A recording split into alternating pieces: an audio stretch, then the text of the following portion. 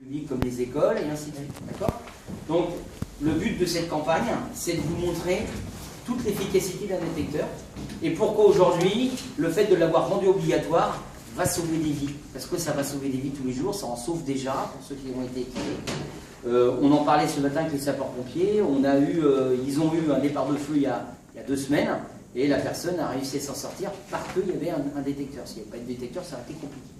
Donc, chose importante, il faut savoir que Martial, si tu veux bien mettre la fumée rapidement pour voir rapidement l'opacité de la fumée.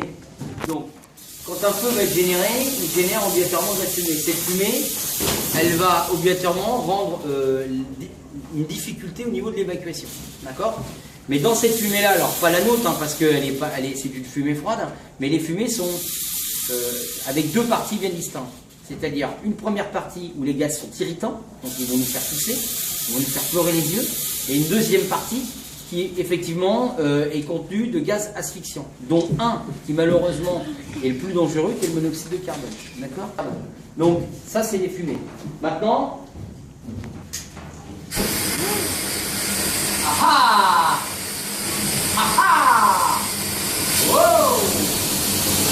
Donc effectivement on a le feu dans la bouteille de gaz. C'est que le gaz en feu, c'est pas dangereux. C'est impressionnant, mais c'est pas dangereux. D'accord ?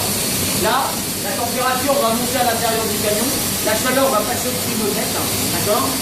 Et si nous, en quelques mains, on respirait cet air chaud à plus de 66 degrés, le gaz pulmonaire, qui est de la température de 5 centimes, se sèche, se colle, et on meurt par ici. Donc, aujourd'hui, le principe de fonctionnement, c'est de dire, quand on est confronté à la fumée et à la chaleur, le but c'est de se baisser. Si vous vous baissez maintenant, allez-y, faites-le. Vous allez voir que là on est sur vertical. Alors qu'avant on était sur vertical. C'est-à-dire que si vous n'avez pas de détecteur de fumée, vous allez avoir la chaleur, vous allez avoir les fumées avec les gaz irritants, les gaz asphyxiants, les yeux qui pleurent, la chaleur sur les alvéoles pulmonaires. Et il va falloir que vous récupériez la sortie là-bas de votre appartement, de votre maison. Ça veut dire que si vous en sortez, bah effectivement ce sera bien. Donc pour éviter ça, ce qu'on a fait, on installe aujourd'hui ce petit outil, cette petite pièce qui s'appelle le détecteur. D'accord ? Donc c'est un détecteur dit autonome. Détecteur autonome, ça veut dire qu'à l'intérieur on a une batterie, soit par une pile classique 1,5 V, soit par des batteries au lithium qui effectivement font la durée du produit. Une pile classique va durer environ 6 mois, il faudra changer 2 fois dans l'année sur ce type de produit. Par contre, vous avez des produits garantis, des produits qui sont garantis 10 ans, qui effectivement, bah, vous n'aurez rien à toucher, si ce n'est que dans 10 ans, changer l'année. D'accord ? Un socle, la norme c'est quoi ? C'est-à-dire qu'aujourd'hui nous sommes protégés par une norme qui dit que le détecteur doit être solidement fixé au plafond. Il est fourni avec 2 petites vis et 2 petites chevilles. D'accord ? Donc il n'y a rien de compliqué, il ne faut pas non plus être Valérie Damido pour poser un détecteur. D'accord ? Donc on prend le socle, on vient le mettre sur le plafond. Là on considère que c'est mon plafond. D'accord ? Judicieusement placé, pas trop près des appareils de cuisson, pas trop près de la cheminée, pas trop près de la salle de bain, parce qu'à chaque fois qu'il va y avoir de la vapeur, lui il va se déclencher. D'accord ? Ensuite je mets la pile, j'ai mis la petite pile j'ai mis la petite pile dedans. À partir de ce moment-là, je le remets sur son socle et j'ai un bouton test. Je viens tester mon appareil.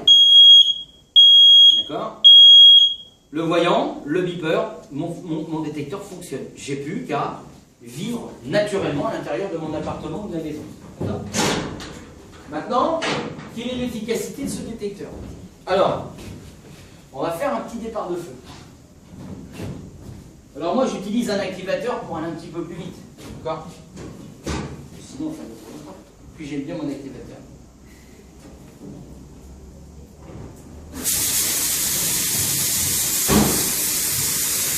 Donc on a un départ de feu. C'est pas beaucoup, hein ? D'accord ?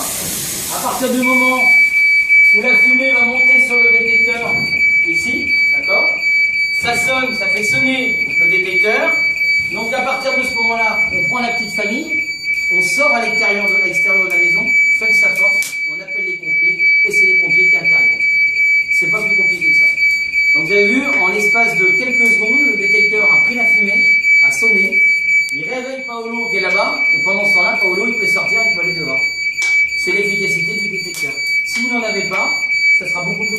sortir. Voilà. Est-ce qu'il y a des questions? Alors, aujourd'hui, on a souvent des grandes pièces de vie, voilà. C'est-à-dire cuisine américaine, enfin, une cuisine équipée, ouverte, sur le salon.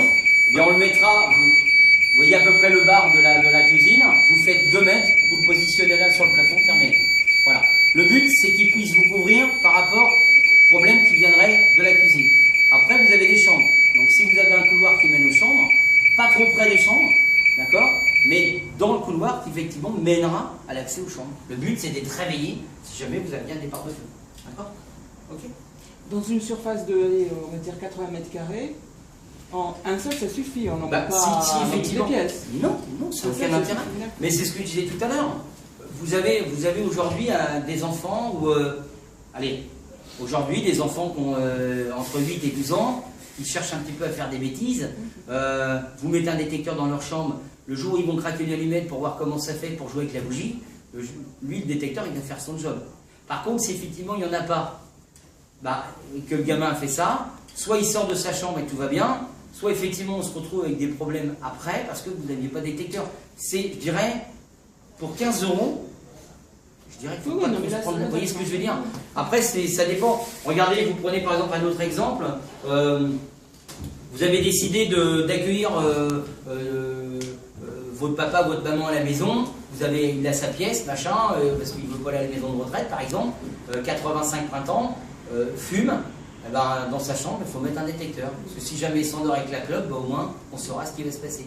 Voilà. Il faut plutôt le voir dans ce sens-là. Le détecteur, c'est plus de la, c'est pas plus, c'est de la prévention.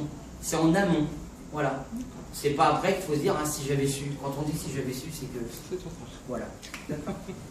Okay. Et alors, le choix. C'est quoi, parce que l'on en voit à tous les prix, effectivement. Alors, c'est vrai. Alors, le premier choix de base, c'est qu'il doit obligatoirement être aux normes françaises. Ça, c'est votre premier choix.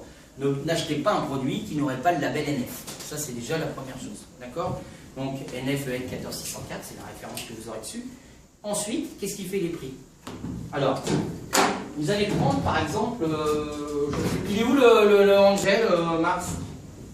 Le détecteur Angel qui sont d'une génération qui sont quasiment sur la même, c'est le même fabricant à la base, hein, que c'est pas les mêmes produits. Attention, vous allez avoir mannequin qui va... Non, c'est ça le